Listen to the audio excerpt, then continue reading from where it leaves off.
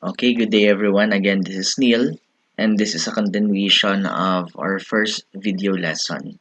For example number 2 in hypothesis testing, we have Mrs. Patata claims that each pack of potato chips contain 150 milligrams of salt per pack, but a random sample of 130 packs yielded an average salt content of 143 milligrams with standard deviation of 25 milligrams.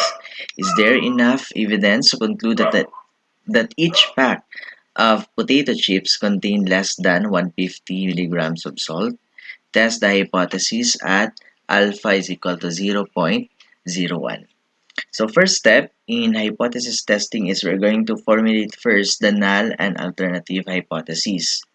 So to determine the null hypothesis, tingnan natin kung ano yung claim natin sa population. Ano yung unang claim? And that would be ito, no, 150 milligrams. So we have the null hypothesis, we have the mean is equal to 150, or in words, the average salt per pack of potato chips is 150 milligrams. That is the first claim, the population claim. And to get the alternative, look for the question on the problem. No?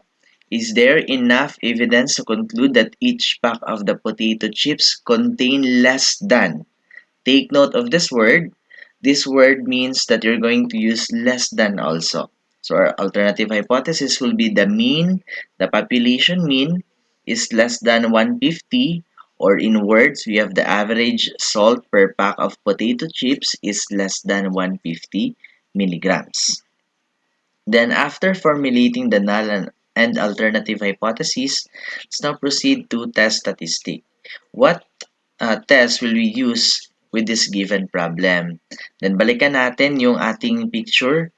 So is the population standard deviation known? Nandyan ba yung population standard deviation?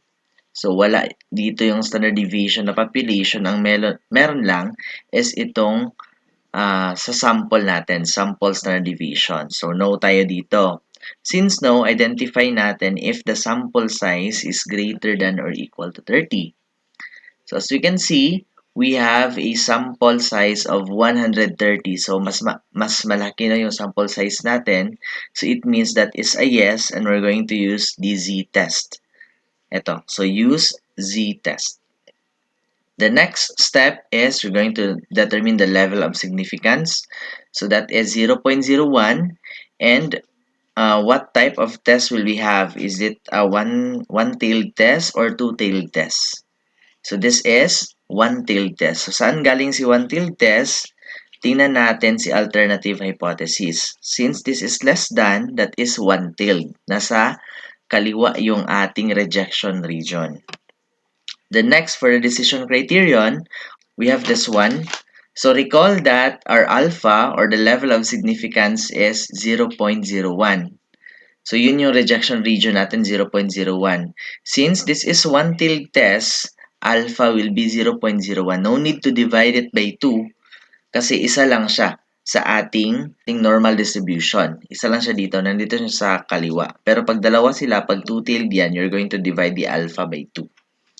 So itong 0.01 class is hahanapin na natin ngayon sa ating z-table.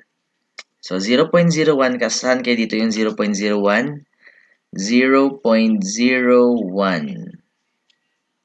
0.00712. Pinakamalapit. Titingnan natin yung pinakamalapit na 0.01.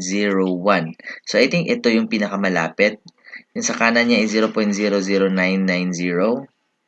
Sa kanan niya, sa kaliwa naman is 0.01044. So mas malapit itong 0.01017. So ito yung gagamitin natin. Kung wala sa table yung ating area, just use the closest one. Then our z-score will be negative 2.32. So ito yan siya sa kaliwa, negative 2.3 and 0.02. So that is negative 2.33. So that means the z-score of this area, itong area na ito, itong line na ito, that is negative 0.32. 32. So what does it mean in our decision criterion? It only means that we're going to reject HO if yung z-score na makuha natin later on is less than negative 2.32. Kasi pag mas maliit siya sa negative 2.32, nasa rejection region siya natin. Ayan. So we're going to reject the null hypothesis. So let's now proceed to computation. Since we've determined that z-test is more appropriate test, we're going to use z-test. No, that is sample mean minus population mean all over sample standard deviation divided by the square root of the sample size. So sample mean natin dito is actually 143. Yan, 143. Then our population mean is 150 divided by the sample standard deviation is ito. This one, that is 25 divided by square root of 130. Saan galing si 130? That is our sample size. Then computing for this one, we'll have negative 3.19. After the computation, let's now decide. Na-decide na natin. So, balikan lang natin yung ating decision criterion. We are going to reject HO if Z is less than negative 2.32. So, we're going to compare itong sagot natin kanina dito sa ating decision criterion. So, si Z ba, itong Z ba natin is ito ba, is mas maliit sa negative 2.32? Yes, no? 'Di ba mas maliit siya? So that means that we are going to reject HO. Since the computed Z value of negative 3.19 is less than the critical value of negative 2.32, reject the null hypothesis. So ano yung null hypothesis natin kanina? That the population mean is equal to 150. So we're going to reject it. So it means that the conclusion is, therefore, there is a sufficient evidence to suggest that each pack of potato chips contain less than 150 milligrams of salt. That's it for today. Thank you so much.